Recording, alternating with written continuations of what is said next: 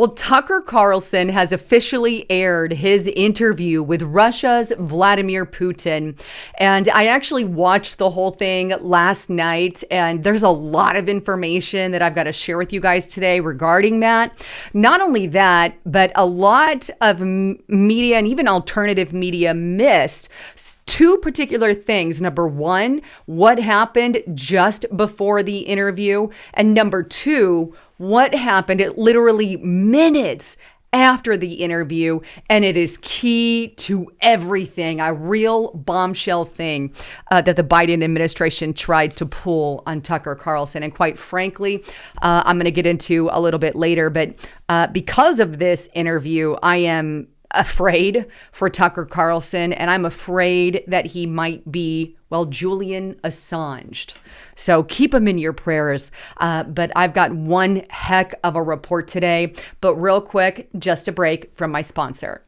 Well, have you taken a look at any of your banks lately? Because things may seem good on the surface. However, underneath, there's a lot more going on. It's kind of like, lifting the hood of your car and finding a wild mess of wires and parts. You see, the parts are the loans for your homes, your cars, and even your credit cards, and they're all hitting all-time highs. It's kind of scary when you think about it. I mean, why risk some 5% return when things are so shaky? Well, this is where Noble Gold Investments can help you and your family because they know all about how to keep money safe. This is why I've sponsored with them. And right now, they're recommending gold and silver. These are oldies but goodies, and they have proven to stand time. Plus, they've got a sweet deal right now. They are giving away this 1/4 ounce gold standard coin this month if you qualify. And this thing is absolutely amazing, by the way. If you're curious and want to talk to somebody, all you have to do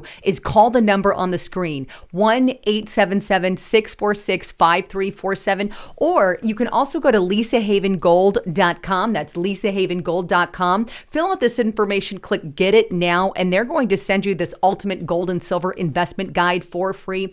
And now is not the time to wait. They offer IRAs, 401ks, and by the way, they even ship gold and silver to your home. Make sure you talk to one of them. And if you want to check out their YouTube channel, I encourage that. They're under Noble Gold Investments. Here they discover the reality behind soaring commercial property debts, car loans, credit card balances, all in these little small bite-sized videos. So make sure you subscribe to their channel and follow with all of that. But check them out by going to lisahavengold.com or call a Noble Gold Investment agent at 1-877-646-5347. Let them know you heard it on Lisa Haven. With that, if you want more information, click that More button or click in the description box below. All right, back to the broadcast. So let's dive in first to what happened just before Tucker Carlson went to go and interview Vladimir Putin. And he made this statement during the interview, but take a look at this. This is on recount.com, I believe, but White House press secretary responds to Tucker Carlson's claim that the administration tried to stop his Putin interview. And of course, the White House there says that's ridiculous. We have done no such thing. However, according to Tucker Carlson, this isn't the first time that they tried to stop him. In fact, he tried to interview Putin earlier last year, which actually did stop Tucker Carlson from going to conduct the interview.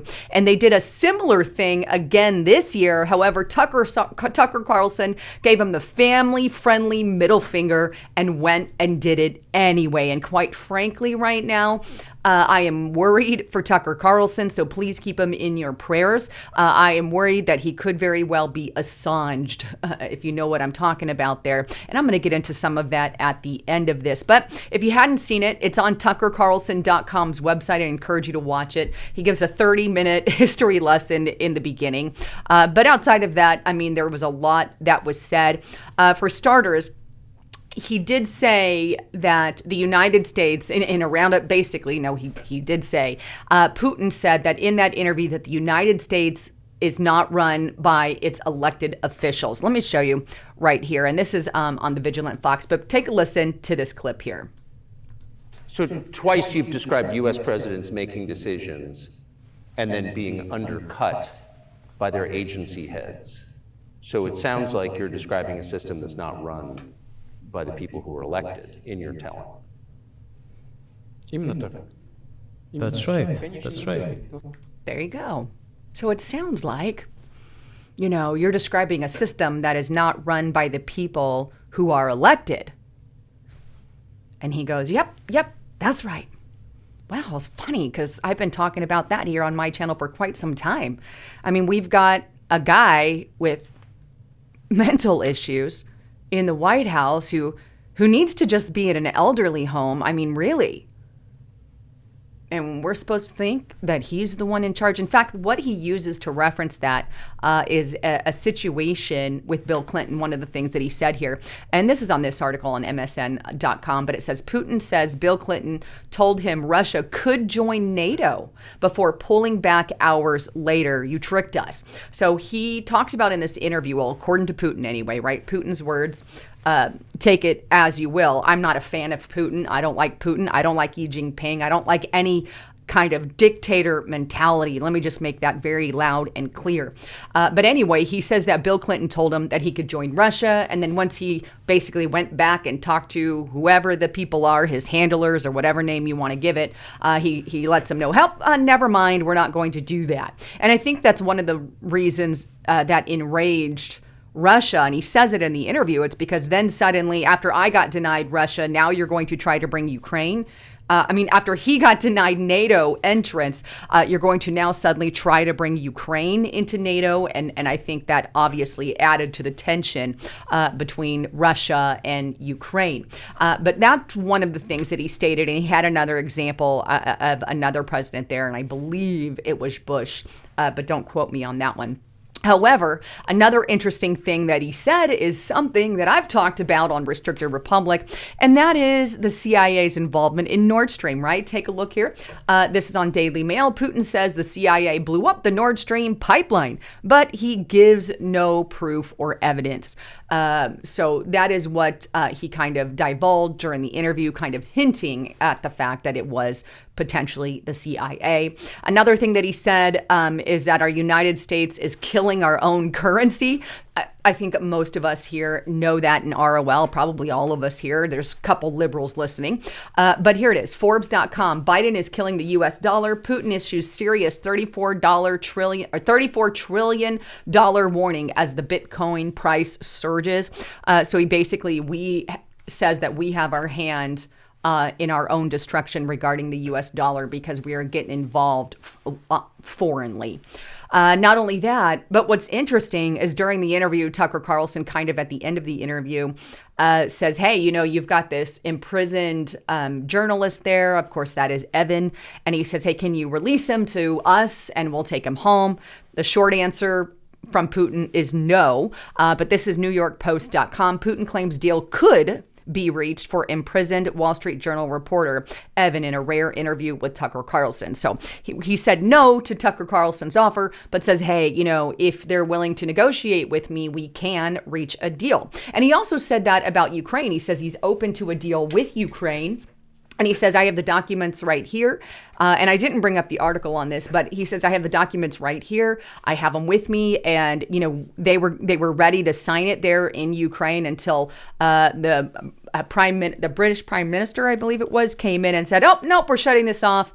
Don't do it. And they never signed the agreement. Therefore, there's still intentions today. So according to Putin, he is open for negotiations for peace with Ukraine. And then he also made a statement about AI, something I've warned about here on the channel as well. But this is Daily Mail. Putin praises Elon Musk, saying there is no stopping the tech Mongol, but warns of AI development moving too fast and calls for worldwide regulations. So that's the interview kind of in a nutshell. If you didn't get a chance to watch it, those are the highlights and I believe the most important parts of it.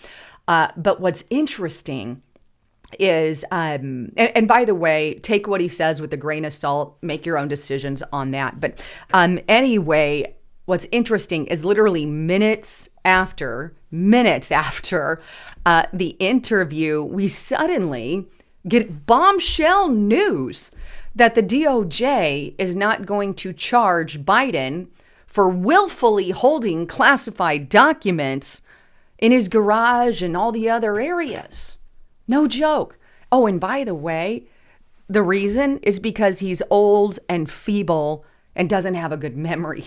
I'm not even joking, but just think about the timing with this for me. NBC News, Biden won't be charged in classified document case. Special counsel cites instances of poor memory. Now, here's the actual section of that report. It says, and this is coming from what they released saying why they would not charge him. It says, in his interview with our office, Mr. Biden's memory was worse. He did not remember when he was vice president, forgetting on the first day of the interview when his term ended. And here's what he said. If it was 2013, when did I stop being vice president? Question mark. And forgetting on the second day of the interview when his term began. And he said this in 2009. Am I still vice president? Question mark. He did not remember even within several years when his son Beau died. And his memory appeared hazy when describing the Afghanistan debate that was once so important to him. Among other things, he mistakenly said he had a real difference of opinion with General Carl Eikenberry, when in fact Eikenberry was an ally whom Mr. Biden cited approvingly in his Thanksgiving memo to, well, Barack Obama. So think about the timing on this for a moment. A, all conservatives are enraged, number one, with the announcement that he's not getting any punishment whatsoever. But no surprise, because we have an uneven justice system. Donald Trump has been accused of the exact same thing, willfully retaining classified documents, as Biden. Both did it willfully, right? But yet, they're not going to do anything to Joe Biden because he's old and feeble and doesn't have a good memory, yet he can be the president of the United States. So that's the other part to that, which is, of course, enraging conservatives, because how can he be old and feeble not to prosecute, but he can be old and feeble and be the president of the United States? And here's my take on this. This is being used as a mega distraction from Tucker's interview. Now, they didn't know what was in the interview and what was said, but they prepared a backup to have a distraction for the mainstream media. So now the mainstream media, instead of covering in detail what went on with this Tucker Putin interview, they could focus on an old senile Joe Biden and, well, the fact that the DOJ has dropped the case. Oh, and, how Republicans and conservatives are pouncing on the president because of his age or whatever, fill in the blank. It's a distraction method, which tells you almost certainly they don't want you to know what went on in this interview. They don't want it paid attention to. In fact, the White House press secretary or someone from the White House, one of them came out and said, oh, don't listen to what they have to say. Don't listen to it. We're good. You don't need to listen to that interview. And really downplay it. I had the clip up here, but I don't have it at this moment. But anyway, it's a distraction mechanism. And I think it's also an attempted distraction to get conservative commentators and libertarian commentators to focus on that instead of what happened with Tucker Carlson. This is why I'm covering both aspects of it. So you still need to know what happened with Joe Biden and the DOJ and the fact that they're looking other way and they're calling him old and senile. But they're hoping conservative media jumps on the old senile part and ignores what's going on with Tucker Carlson, if you get my drift. They have the mainstream media focusing on the DOJ case, and they have the conservative commentators focusing on how old and feeble he is, and meanwhile, they ignore the whole thing with Tucker. I think that is the intent. That is the idea, to distract both sides of the party. Now, both are important, obviously, but the timing of this could not be more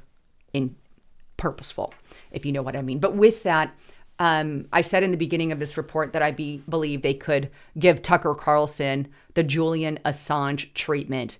And I pray that doesn't happen. And it shouldn't, because what he did is complete freedom of press. You're allowed to interview. However, there's already threats happening now. And I haven't heard a lot of people talk about this, but this is on Newsweek. Tucker Carlson could face sanctions over Putin's interview. It goes on. Carlson's work in Russia could see the former Fox News host in hot water with the EU. Guy Verhofstadt, a former Belgian prime minister and current member of the EU Parliament, told Newsweek. The lawmaker, who has called for the EU to explore imposing a travel ban on Carlson, described him as a mouthpiece of former Donald Trump and Putin, adding, as Putin is a war criminal of the EU sanctions, all who assist him in that effort, seems logical that an external action service examine his case as well. In other words, over in the EU, they're calling for sanctions for a travel ban on Tucker Carlson because, he supports Donald Trump. And he gave an interview to their worst enemy, Putin. And Tucker Carlson doesn't deny the fact that he doesn't like Putin. I don't like Putin. I don't like Ukrainian Zelensky either. Don't care about either of them. They're both bad people, in my opinion. But we have a right to hear both sides of the story. Anyhow, wanted to bring all of that to you. I can't wait to read your comments and see what's going on. Anyhow, I'm Lisa Haven, signing out.